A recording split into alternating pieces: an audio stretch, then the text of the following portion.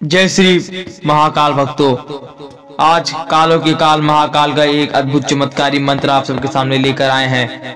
यह घोर शत्रु विनाशक मंत्र है, जिसको सुनने मात्र से आपके सारे शत्रु क्षण भर में खत्म हो जाएंगे। भक्तों, यह काल भैरव अष्टकम का अद्भुत चमत्कारी मंत्र शिव पुराण में से ढूंढा गया यह अद्भुत मंत्र, जो आपके कान में अगर पड़ गया तो आपके सारे शत्रु आपके सामने खत्म होते जाएंगे।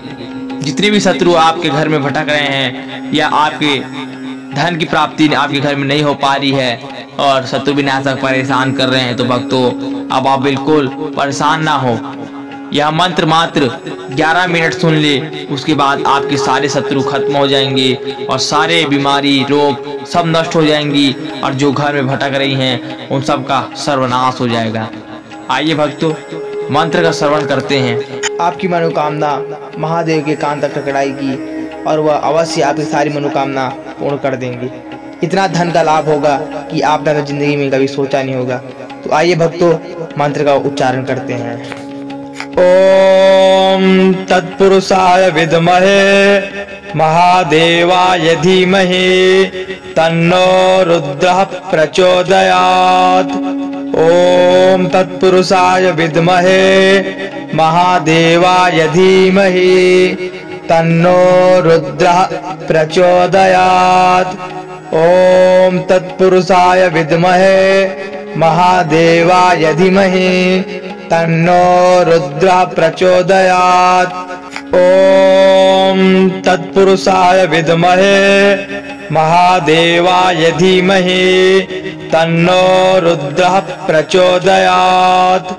ओम तत्पुरुषाय विद्महे महादेवाय धीमहि तन्नो रुद्रः प्रचोदयात्। ओम तत्पुरुषाय विद्महे महादेवाय धीमहि तन्नो रुद्रः प्रचोदयात्। ओम तत्पुरुषाय विद्महे महादेवाय धीमहि तन्नो रुद्रः प्रचोदयात्। ओम तत्पुरुषाय विद्महे महादेवाय धीमहि तन्नो रुद्रः प्रचोदयात्।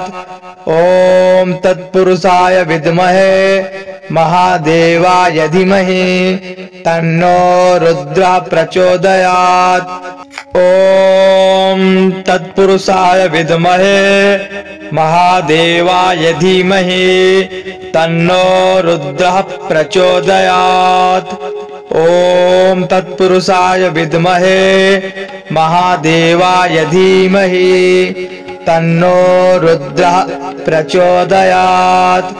ओम तत्पुरुषाय विद्महे महादेवाय धीमहि तन्नो रुद्रः प्रचोदयात्। ओम तत्पुरुषाय विद्महे महादेवाय धीमहि तन्नो रुद्रः प्रचोदयात्। ओम तत्पुरुषाय विद्महे महादेवाय धीमहि तन्नो रुद्रः प्रचोदयात्। ओम तत्पुरुषाय विद्महे महादेवाय धीमहि तन्नो रुद्रः प्रचोदयात्। ओम तत्पुरुषाय विद्महे महादेवाय धीमहि तन्नो रुद्रः प्रचोदयात्।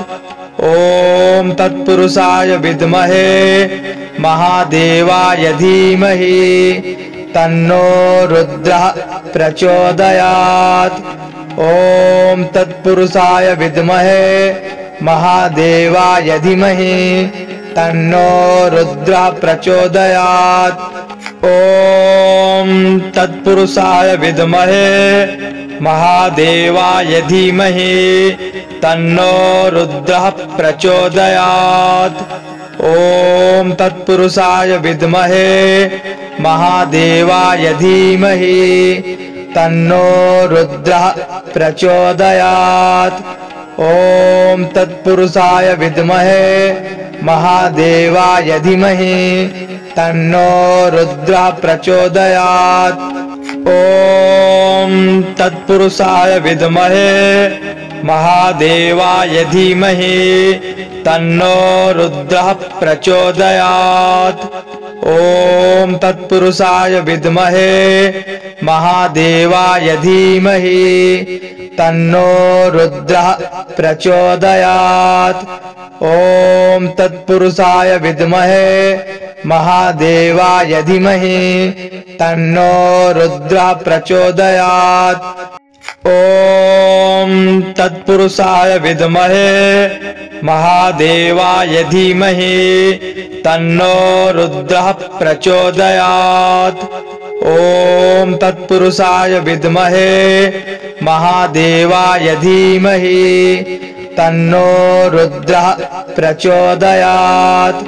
ओम तत्पुरुषाय विद्महे महादेवाय धीमहि तन्नो रुद्रः प्रचोदयात्। ओम तत्पुरुषाय विद्महे महादेवाय धीमहि तन्नो रुद्रः प्रचोदयात्।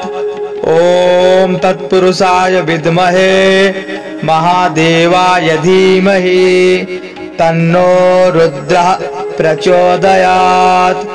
ओम तत्पुरुषाय विद्महे महादेवाय धीमहि तन्नो रुद्रः प्रचोदयात्।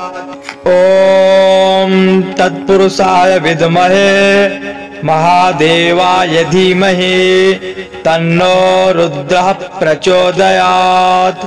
ओम तत्पुरुषाय विद्महे महादेवाय धीमहि तन्नो रुद्रः प्रचोदयात्।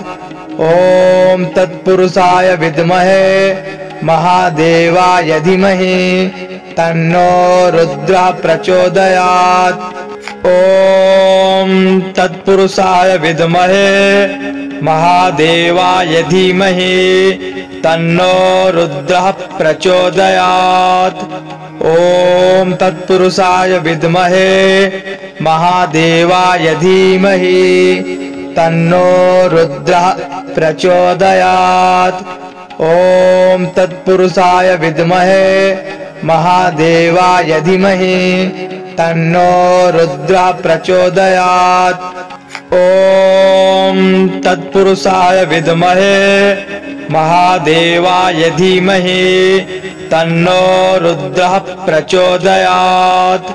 ओम तत्पुरुषाय विद्महे महादेवाय धीमहि तन्नो रुद्रः प्रचोदयात्। ओम तत्पुरुषाय विद्महे महादेवाय धीमहि तन्नो रुद्रः प्रचोदयात्। भक्तों, आशा करता हूँ आप सब पूरा वीडियो लास्ट तक देख लिए होंगे। अब आप सब बिल्कुल टेंशन ना लीजिए, आप पर महादेव की कृपा अवश्य होगी और धन की प्राप्ति अवश्य होगी। भक्तों, आप आज इस वीडियो को अगर देख लिए हैं तो लाइक कमेंट शेयर अवश्य करें। ऐसा करने से आपका कल्याण होता है और महादेव आप पर कृपा बनाए रखते हैं। जय श्री महाकाल, जय श्री शंभू।